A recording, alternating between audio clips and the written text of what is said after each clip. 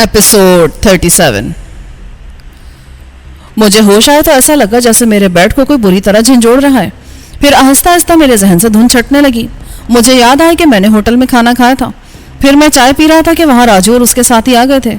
फिर उन्होंने शायद मेरे सर पर कोई चीज़ दे मारी थी। उसके साथ ही मुझे एहसास हुआ कि मेरा सर फोड़े की तरह दुख रहा है। मैंने सर पे हाथ लगाना चाहा मगर कामयाब ना हो सका, क्योंकि मेरे दोनों हाथ पहलुओं के साथ बंधे हुए थे और मैं किसी गाड़ी में सफ़र कर रहा था। मैंने पाँव हिलाने की कोशिश की तो मालूम हुआ कि मेरे दोनों पैर भी बंधे हुए हैं। गोया मैं बुरी तरह फंस चुका था। आहिस्ता आहिस्ता मेरी खोई हुई तवानाई वापस लौट रही थी। मेरी समझ में नहीं आ रहा था कि ये लोग मुझे कहाँ ले जा रहे हैं। वो शायद मुझे वैन में कहीं ले जा रहे थे। बदबख्तों ने मुझे वैन के ठंडे फर्श पर डाल दिया था। सर्दी मेरी हड्डियों में उतरी जा रही थी। अचानक कुछ फासले पर एक शोला सा चमका। लम्हे भर को वहाँ रोशनी हुई तो मालूम हुआ कि वैन में मैं अकेला नहीं हूँ, बल्कि दो आदमी मजीद वहाँ मौजूद हैं। उन्हीं में से एक ने सिगरेट सुलगाई थी। फिर शायद सिगरेट पीने वाला ही बोला था, इस उल्लू के पट्टे को अभी तक होश नहीं आया, कहीं मरमरा तो नहीं गया। इतना नाजुक नहीं है हराम का जना, मगर सेठ इसका करेगा क्या, ये तो वो खुद ही जानता होगा। फिर वैन में खामोशी छा गई। सर्दी के मारे मेरी हालत खराब थी। मैंने आंखें बंद कर ली और जहन से सर्दी के एहसास को झटकने की कोशिश करने लगा। इसी कोशिश में शायद मुझे नींद आ गई थी या फिर सर की चोट के सबब दोबारा गशी तारी हो गई थी। कुछ समझ नहीं आया था। वैन एक झटके से रुकी तो मैं पूरी तरह होश में वापस आ गया। फिर वैन का पिछला दरवाजा खुला। बाहर से किसी ने करख लहजे में कहा, ज्यादा गड़बड़ तो नहीं हुई? गड़बड़ क्या होती, वो सुरमा तो अभी तक बेहोश पड़े हैं, अंदर ले चलो उसे, किसी ने तहमकाना लहजे में कहा। फिर कोई बड़बड़ाता हुआ वैन में दाखिल हुआ। 2.5 मन की लाश मुझे फिर ढोना पड़ेगी। यार जरा मुर्दा ढोने में मेरा हाथ तो बटाओ। फिर किसी ने मुझे गेहूं की बोरी की तरह घसीट लिया। गाड़ी का फर्श अगर चिकना ना होता तो मेरी खाल उधड़ जाती। दूसरे ही लम्हे किसी ने मुझे बोरी ही की तरह कंधे पर उठा लिया। मैं उठाने वाले की जिस्मानी ताकत से मरूब हो गया। 210 पाउंड वजन यूं आसानी से उठा लेना कोई हंसी खेल नहीं होता।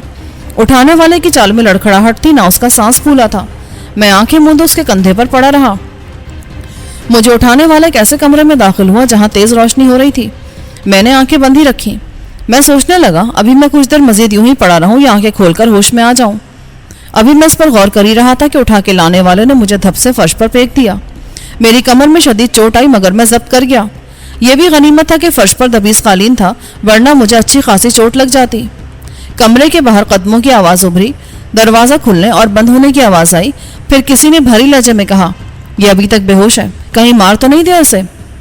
मैं तो समझा था कि आदमी जानदार है, इसीलिए हाथ जरा सख्त रखा था। एक और आवाज़ आई, अच्छा होश में लाओ इसे, पानी के छींटे मारो उसके मुंह पर। भारी आवाज़ ने कहा। सर्दी से मेरा पहले ही बुरा हाल था। पानी का तस्करा सुनकर मुझे झुरझुरी सी आ गई। मैंने फौरी तौर पर होश में आना ही मुनासिब समझा। दूसरे लम्हे में करहाकर आहिस्ता आहिस्ता पलके झपकने लगा। फिर मैंने पूरी तरह आंखें खोल दी। मेरे सामने सोफे पर एक अधेड़ उम्र का शख्स बैठा था। उसके जिस्म पर 3 पीस सूट था और चेहरे पर सुनहरी फ्रेम का चश्मा। उसके सामने तपाई पर शराब की एक बोतल और ग्लास रखा था। वो यकीनन मैनोशी में मसरूफ था। उसके सोफे की पुश्त पर करख चेहरे और फूली नाक वाला एक आदमी मुअद्दिब खड़ा था। उसका जिस्म सांड की तरह पला हुआ था। उसने चमड़े की जैकेट और चुस्त जीन्स पहन रखी थी। कमरा हर तरह से आरास्ता था। वहां शायद हीटर भी ऑन था, क्योंकि मुझे खुशगवार हरारत का एहसास हो रहा था। मैंने गर्दन मुड़कर पीछे की तरफ देखा। वहां 3 आदमी खड़े थे। वो तीनों राजू के साथ होटल आने वालों में शामिल थे। शायद उन्हीं में से किसी ने मेरे सर पर जरब लगाकर मुझे बेहोश किया था। सोफे वाला आदमी मुझे बड़े गौर से देख रहा था। फिर उसकी भारी आवाज गूंजी, कौन हो तुम और कहाँ से आए हो? मैं एक बेसहारा आदमी हूँ सरकार, मैंने खुशामदाना अंदाज में कहा। कलकत्ते से आया हूँ, मेरा नाम विनोद है। यहाँ मेरा एक दोस्त रहता था, मैं उसके पास आया था। यहाँ आकर मालूम हुआ कि वो दिल्ली चला गया है। उस मलिश ने तुम्हें कितने पैसे दिए थे? चश्मे वाले ने पूछा। कौन मलिश सरकार? वही होटल वाला मुसला। क्या नाम है उसका? उसने अपने आदमी से पूछा। उसका नाम गयास है सरकार। हाँ हाँ, गयास ने तुम्हें कितने पैसे दिए थे? चश्मे वाले ने सर्द लहजे में पूछा। कुछ भी नहीं सरकार, वो बूढ़ा आदमी है। राजू उसे मार रहा था तो मुझे तरस आ गया। मैंने राजू को मना किया तो वो उसे छोड़कर मुझसे भिड़ गया। फिर मैंने खुशामदाना अंदाज में कहा, बड़ी भूल हो गई सरकार। मैंने दोनों हाथ जोड़ दिए। चश्मे वाला चंद लम्हे तक मुझे घूरता रहा। फिर निस्बतन नर्म लहजे में बोला, मेरे लिए काम करोगे? जरूर करूंगा सरकार, मैं तो कई महीने से काम की तलाश में घूम रहा हूँ। कुछ पढ़े लिखे भी हो? मैं इस बात में जवाब देते देते रुक गया। मुझे हिंदी की शुद्ध बुद्ध बिल्कुल नहीं थी। میں نے نفی میں سر ہلاتے ہوئے مایوسی سے کہا، سب یہی پوچھتے ہیں، جب انہیں پتہ چلتا ہے کہ میں ان پڑھ ہوں تو وہ مجھے دھتکار دیتے ہیں۔ مگر ہم تمہیں نہیں دھتکاریں گے۔ چشمے والے نے مسکرا کر کہا، تم کیا کام کر سکتے ہو؟ مزدوری کر سکتا ہوں، سامان ڈھو سکتا ہوں، کچھ دن میں نے ایک ٹرک ڈرائیور کے ساتھ بھی کام کیا ہے، اس نے مجھے گاڑی چلانا بھی سکھا دی تھی۔ تم گاڑی چلا لیتے ہو؟ جی سرکار، میں ٹرک چلا سکتا ہوں، گاڑی کبھی چلائی نہیں مگر چلا لوں گا۔ ٹھیک ہے، آج سے تم میرے ملازم ہو، ابھی تم آرام کرو، بعد میں کام بھی بتا دیا جائے گا۔ پھر وہ اپنے ایک آدمی سے بولا، گنیش، اس کے ہاتھ پاؤں کھول دو اور اسے کپڑوں کا ایک جوڑا بھی دے دو۔ گنیش اس شخص کا نام تھا جو مجھے کندھے پر لاد کر یہاں تک لایا تھا۔ وہ غیر معمولی تنوتوش اور بڑے بڑے مضبوط ہاتھ پیروں کا مالک تھا۔ اس نے چیک کا میلا سا کوٹ اور ملگوجی سی پینٹ پہن رکھی تھی۔ اس کا سر انڈے کی طرح شفاف تھا۔ وہ آگے بڑھ کر میرے ہاتھ پیر کھولنے لگا۔ ہاتھ پاؤں کھلنے کے بعد میں کھڑا ہو گیا اور ہلکی پھلکی ایکسرسائز کرنے لگا تاکہ جسم کا دوران خون صحیح ہو جائے۔ پھر گنجے نے مجھے اپنے پیچھے آنے کا اشارہ کیا۔ ہم دونوں آگے پیچھے چلتے ہوئے کمرے میں پہنچے۔ وہ شاید گنجے ہی کا کمرہ تھا۔ گنجے نے الماری کھول کر ایک تولیہ نکالا اور مجھ سے بولا، تم نہا لو، میں تمہارے لیے کپڑے لے کر آتا ہوں، میرے کپڑے تو تمہیں آئیں گے نہیں۔ باتھ روم میں شیو کا سامان بھی تھا۔ میں نے سب سے پہلے شیو کیا، پھر نیم گرم پانی سے نہایا تو ایسا لگا جیسے دھول اور مٹی کے ساتھ میری تھکن بھی پانی میں بہہ گئی ہو۔ اس دوران میں گنیش نے دروازے پر دستک دے کر مجھے کپڑے تھما دیے۔ میں نہا دھو کر باہر نکلا تو گنیش مجھے حیرت سے دیکھنے لگا۔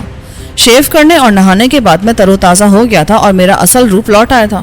گنیش نے ستائشی نظروں سے مجھے دیکھتے ہوئے کہا، مجھے یقین نہیں آتا کہ تم ان پڑھ ہو۔ بہت سے لوگوں کو میرے ان پڑھ ہونے پر حیرت ہوتی ہے۔ میں نے ہنس کر کہا، تم اگر 3 پیس سوٹ پہن لو تو بالکل ہیرو لگو گے فلموں کے۔ وہ بے ڈھنگے پن سے ہنسا، پھر کچھ سوچ کر بولا، راجو سے ہوشیار رہنا، وہ بات دل میں رکھنے والا آدمی ہے، کبھی نہ کبھی تم سے بدلہ لینے کی کوشش کرے گا۔ مجھے بے اختیار ہنسی آ گئی۔ شاید اس کا خیال تھا کہ میں ہمیشہ یہاں رہوں گا۔ میں نے اچانک اس سے پوچھا، یہ سیٹھ صاحب کام کیا کرتے ہیں؟ میں کیا بتاؤں، تم خود ہی اپنی آنکھوں سے دیکھ لو گے۔ بس اتنا سمجھ لو کہ تمہاری ڈیوٹی آسان نہیں ہوگی۔ تم بیٹھو، میں کھانا بھجواتا ہوں۔ نہیں، کھانا تو میں کھا چکا ہوں، ہو سکے تو ڈسپرین کی 2 گولیاں لا دو۔ نہاتے وقت مجھے احساس ہو رہا تھا کہ میرا سر پھٹ گیا ہے، سر میں ابھی تک تکلیف ہو رہی ہے۔ معاف کرنا دوست، میرا ہاتھ کچھ زیادہ زور سے چل گیا تھا۔ اچھا، میں تمہارے لیے گرما گرم کافی لے کر آتا ہوں، ہاں الماری میں سے گرم چادر نکال کر اوڑھ لو۔ یہ کہہ کر وہ چلا گیا۔ چادر نکالنے کے بجائے میں بستر میں گھس گیا۔ میری آنکھ کھلی تو کمرے میں روشنی پھیلی ہوئی تھی۔ چند لمحے تک تو مجھے یاد ہی نہ رہا کہ میں کہاں ہوں، پھر آہستہ آہستہ مجھے یاد آنے لگا۔ گنیش میرے لیے ڈسپرین اور کافی لے کر آیا تھا۔ کافی پیتے ہی مجھ پر نیند کا زبردست حملہ ہوا تھا۔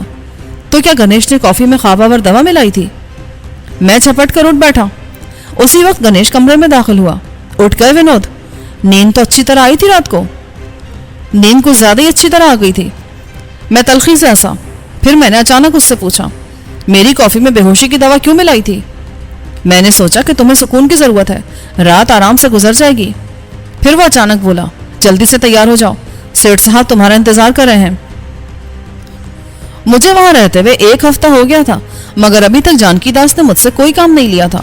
میری سمجھ میں نہیں آ رہا تھا کہ آخر وہ مجھ سے چاہتا کیا ہے۔ میں وہاں بیکار پڑے پڑے بور ہو گیا تھا۔ مجھے گلوریا اور تیمور ہی کی فکر تھی۔ میں نے گلوریا کو انڈیا بلوایا تھا۔ اس کے پاس امریکن پاسپورٹ تھا، وہ آسانی سے انڈیا آ سکتی تھی۔ یہ بھی ممکن تھا کہ وہ انڈیا پہنچ چکی ہو۔ میں نے اسے احسان کے ایڈریس پر بلوایا تھا۔ مجھے یہی فکر تھی کہ اگر گلوریا وہاں پہنچی ہوگی تو پولیس کی نظروں میں آ گئی ہوگی۔ پھر میں نے یہ سوچ کر خود ہی اپنے دل کو تسلی دے ڈالی کہ گلوریا بچی تو نہیں ہے، اس سے پہلے بھی بے شمار دفعہ اس قسم کے حالات سے گزر چکی ہے، البتہ اسے میری طرف سے پریشانی ہوگی۔ وہاں میرے ساتھ یہ مشکل تھی کہ میں اخبار بھی نہیں پڑھ سکتا تھا، ورنہ جانکی داس کو معلوم ہو جاتا کہ میں نے اس سے جھوٹ بولا تھا۔ میں نہیں سوچا میں الجھا ہوا تھا کہ گنیش آ گیا۔ چلو، تمہیں سیٹھ صاحب بلا رہے ہیں۔ میں خاموشی سے اس کے ساتھ ہو لیا۔ جانکی داس اپنی مخصوص نشست پر موجود تھا اور حسب معمول شراب سے شغل کر رہا تھا۔ مجھے دیکھتے ہی وہ ہنس کر بولا، آؤ آؤ، میں تمہارا انتظار کر رہا تھا، پیو گے؟ میں نے نفی میں سر ہلایا تو وہ عجیب سے لہجے میں بولا، مجھے بھی یہی امید تھی کہ تم نہیں پیو گے، خیر کوئی بات نہیں۔ پھر وہ خاموش ہو کر ہاتھ میں پکڑے گلاس کو گھورنے لگا۔ ایسا لگ رہا تھا جیسے وہ ذہنی طور پر کسی کشمکش میں مبتلا ہو۔ پھر وہ ٹھہرے ہوئے لہجے میں بولا، تم نے بہت دن آرام کر لیا، اب تمہیں کام کرنا ہوگا۔ میں تو خود بیٹھے بیٹھے تنگ آ گیا ہوں، اب تمہاری ساری بوریت دور ہو جائے گی۔ جانکی داس کی آنکھوں میں عجیب سی چمک تھی، مگر کام ذرا مشکل ہے۔ یہ کہہ کر اس نے کوٹ کے اندرونی جیب سے خاکی لفافہ نکالا اور اس میں سے ایک تصویر نکال کر میری طرف بڑھا دی۔ میں نے تصویر اس کے ہاتھ سے لے لی. وہ پولیس کے کسی اعلیٰ افسر کی تصویر تھی. یہ ہمایوں مرزا ہے, یہ میرے خون کا پیاسا ہے, میں چاہتا ہوں کہ تم اسے قتل کر دو. اس کا لہجہ سرد اور شفاف تھا. میں گھبرا کر کھڑا ہو گیا. نہیں, یہ کام مجھ سے نہیں ہوگا. زیادہ ایکٹنگ مت کرو, میں تمہیں تمہاری مردانہ وجہ سے متاثر ہو کر یہاں نہیں لایا تھا. تمہارا اندازہ بہت غلط ہے سیٹ, میں بھڑک کر بولا. 2-4 دن روٹی کھلانے کا مطلب یہ نہیں کہ تم مجھ سے اتنا گھٹیا کام لوگے. میں کبھی غلط اندازہ نہیں لگاتا. میں جانتا ہوں کہ کسی کو قتل کرنا تمہارے لیے کوئی نئی بات نہیں ہے.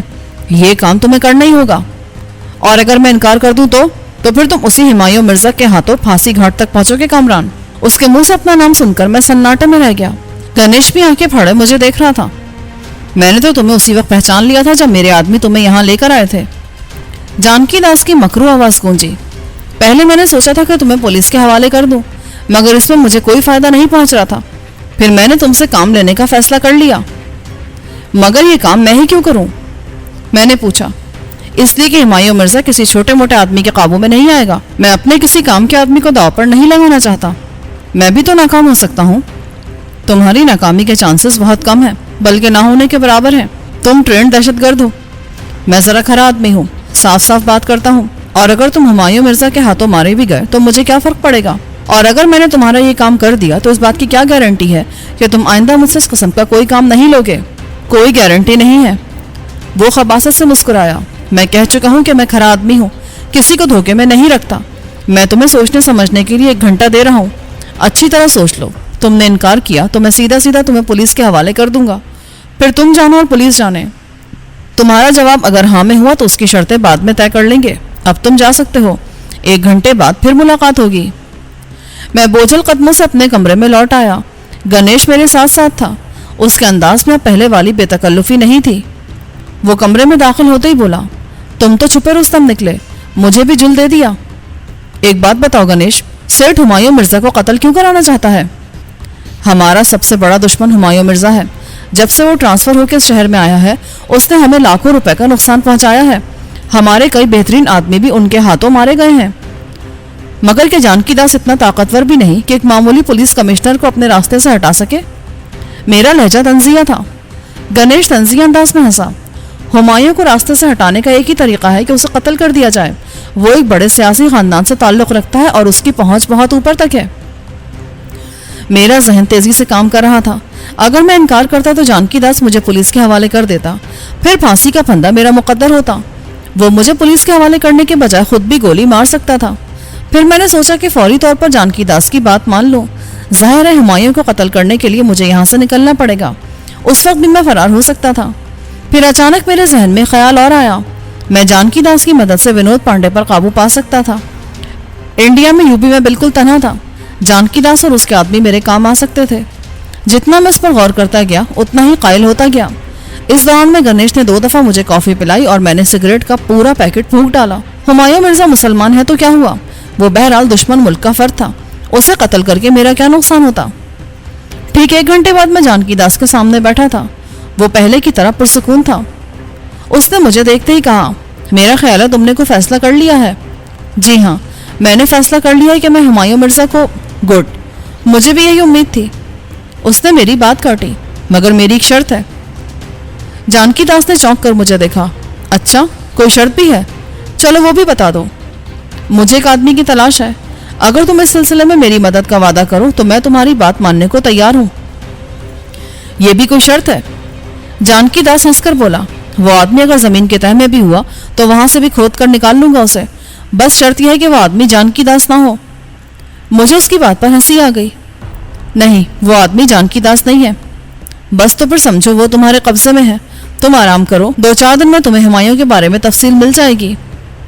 پھر میرے ساتھ VIP ٹریٹمنٹ ہونے لگا. جانکی داس نے میرے لیے کئی ریڈی میڈ سوٹ منگوا لیے. مجھے اردو اور انگریزی کے اخبارات بھی ملنے لگے. بس مجھے وہاں سے باہر نکلنے کی اجازت ابھی تک نہیں ملی تھی. 1 ہفتے بعد ہمایوں مرزا کی فائل میرے حوالے کر دی گئی. اس کا تعلق دہلی سے تھا. اس کے والد اور چچا خاصے بارسوخ سیاستدان تھے. بنیادی طور پر وہ لوگ جاگیردار تھے, مگر جاگیرداری کے خاتمے کے بعد بزنس میں آ گئے تھے. ان کی کئی فیکٹریاں تھیں. بھارت کے مختلف شہروں میں بڑے بڑے ہوٹل تھے. ہمایوں مرزا کے ایک چچا فلم انڈسٹری میں بھی تھے. اس خاندان کے کئی افراد فوج اور سول انتظامیہ کے اعلیٰ عہدیدار تھے. ہمایوں مرزا انتہائی ایماندار اور فرسٹ شناس آفیسر تھا. اس کی عمر 45 سال تھی. قد 6 فٹ 1 انچ اور وزن 220 پاؤنڈ تھا. وہ شادی شدہ تھا. اس کے 3 بچے تھے, 2 لڑکیاں اور 1 لڑکا. سب سے بڑی بیٹی میٹرک کر چکی تھی اور اب فرسٹ ایئر میں پڑھ رہی تھی. دوسری 9ویں میں تھی اور بیٹا 5ویں میں.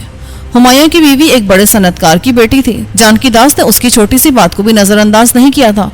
مثلاً فائل میں یہ بھی تھا کہ ہمایوں مرزا کون سی چیز زیادہ رغبت سے کھاتا ہے, کپڑے کیسے پسند کرتا ہے, اس کی شادی کن حالات میں ہوئی. فائل سے مجھے معلوم ہوا کہ ہمایوں مرزا کا نشانہ بہت غضب کا ہے. ہر قسم کا اسلحہ وہ استعمال کر سکتا ہے. بلیک بیلٹ ہولڈر ہے. ڈرائیونگ میں گنتی کے چند لوگ اس کا مقابلہ کر سکتے ہیں.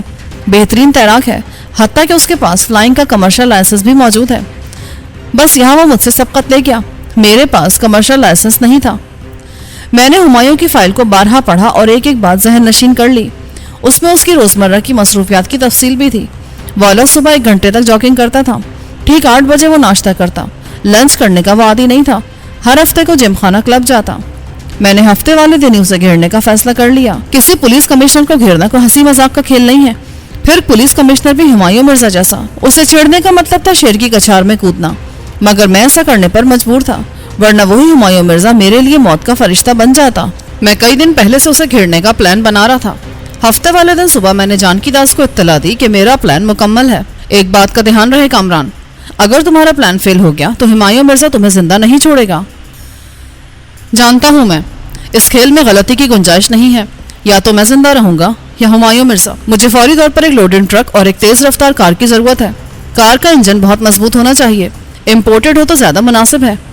پھر میں کچھ سوچ کر بولا, مجھے 3 ہوشیار اور حاضر دماغ قسم کے آدمیوں کی ضرورت بھی پڑے گی. سب کچھ مل جائے گا, مگر ایک بات یاد رکھنا, مجھے دھوکہ دینے کی کوشش مت کرنا, ورنہ ہمایوں مرزا سے پہلے تم میرے کسی آدمی کی گولی کا نشانہ بنو گے. اگر تمہارے ذہن میں فرار کا کوئی پروگرام ہے تو اسے نکال دو. ارے یار, بے اعتباری کی بھی کوئی حد ہوتی ہے. اگر تم صاف گو ہو تو میں بھی کھرا آدمی ہوں. اگر مجھ پر اعتبار نہیں ہے تو کینسل کر دو یہ ڈیل اور مجھے پولیس کے حوالے کر دو. میں نے جھنجھلا کر کہا, ارے تم تو برا مان گئے. جانکی داس کھسیانہ ہو کر ہنسنے لگا. میں تو تمہیں صرف یاد دلا رہا تھا کہ ختم کرو, فون کرو اور پولیس کو اطلاع دو. اس وقت میں تمہارے قبضے میں ہوں. جانکی داس غصے میں ہونٹ چبانے لگا. اسے اس قسم کے لہجے کی توقع کب ہوگی؟ وہ چند لمحے مجھے گھورتا رہا. پھر بہت مشکل سے اس نے اپنے غصے پر قابو پایا اور زبردستی مسکرا کر بولا, اس وقت تو تم بالکل کسی خوبصورت اور نکچڑی لڑکی کی طرح نخرے دکھا رہے ہو. چلو میں اپنے الفاظ واپس لیتا ہوں.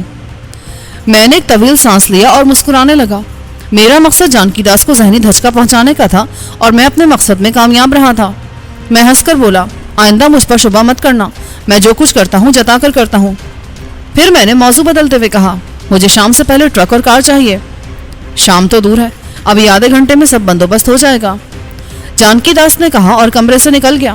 میں اپنے کمرے میں الہ آباد اور اس کے مضافات کا نقشہ پھیلا کر بیٹھ گیا. یہ نقشہ بھی مجھے جانکی داس نے منگوا کر دیا تھا. اس میں چھوٹی سے چھوٹی جگہ کی بھی نشاندہی کی گئی تھی. اس نقشے کو میں نے اتنی دفعہ دیکھا تھا کہ اب الہ آباد کی گلیاں اور سڑکیں میرے لیے اجنبی نہیں رہی تھی. اس نقشے کو دیکھ کر اپنے طور پر میں ایک اور نقشہ بنا رہا تھا, صرف ان مقامات کا نقشہ جہاں سے ہمایوں مرزا کا گزر ہوتا تھا. Humayun Mirza police headquarter سے نکل کر ہائی کورٹ والی سڑک سے ہوتا ہوا سول لائنز میں اپنے گھر آتا تھا. سول لائنز میں دن کے وقت بھی ہو کا عالم رہتا تھا. اکا دکا گاڑیاں گزرتی تھیں. پھر وہاں کے بنگلے انگریزوں کے دور کی یادگار تھے, کافی فاصلے اور بڑے رقبے پر بنے ہوئے. وہاں اسے گھیر لینا آسان تھا. میں نے سوچ لیا تھا کہ مقررہ وقت پر میں اسٹیشن والے اوور برج سے ہوتا ہوا دوسری جانب اتروں گا اور ٹہلتے ہوئے نارتھرن ریلوے کے آفس کے سامنے سے ہوتا ہوا سول لائن چوک پر پہنچوں گا اور پھر اپنا داؤ آزما لوں گا. جانکی داس کے آدمی پہلے سے تیار رہیں گے اور فوراً مدد کے لیے پہنچ جائیں گے. شام کو میں ہر طرح سے تیار ہو کر بیٹھ گیا. میرے جسم پہ میرا پسندیدہ لباس جینز, چمڑے کی جیکٹ اور کرپ سول کے لانگ شوز تھے. جیکٹ کے نیچے میں نے بلٹ پروف جیکٹ پہن رکھی تھی. صرف ہتھیاروں کی کمی تھی. اچانک گنیش کمرے میں داخل ہوا. اس کے چہرے پر بیزاری کے تاثرات تھے. میں نے ہنس کر پوچھا, کیا ہوا؟ تمہاری شکل پر 12 کیوں بج رہے ہیں؟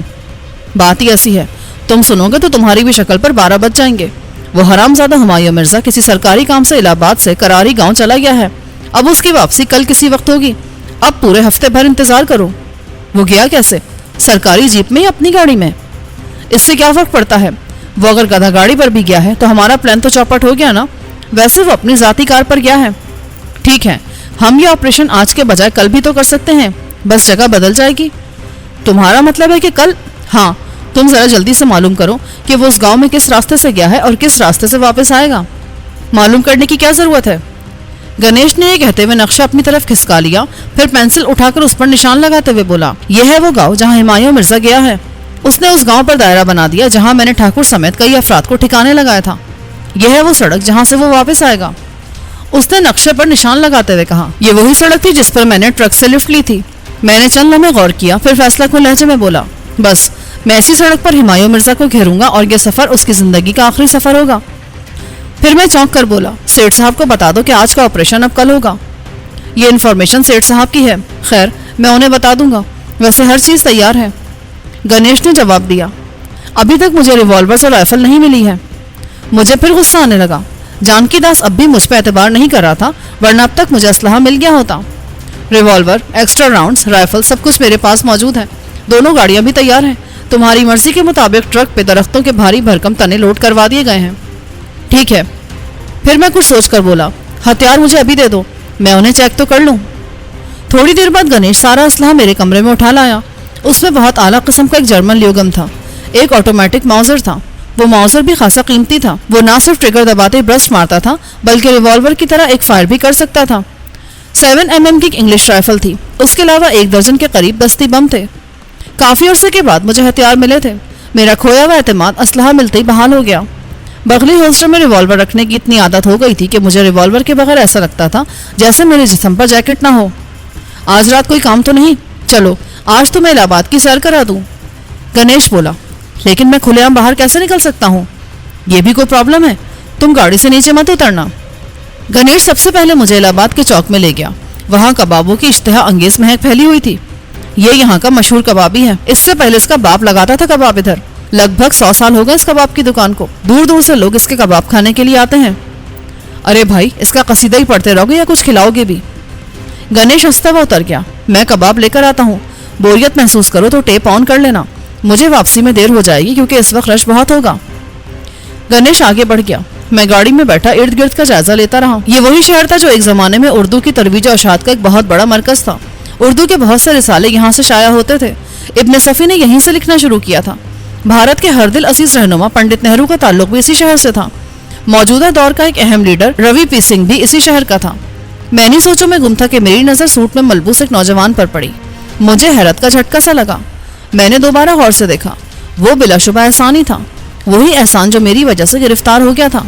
میں نے کھڑکی کا شیشہ اتارا اور زور سے اسے آواز دی، احسان۔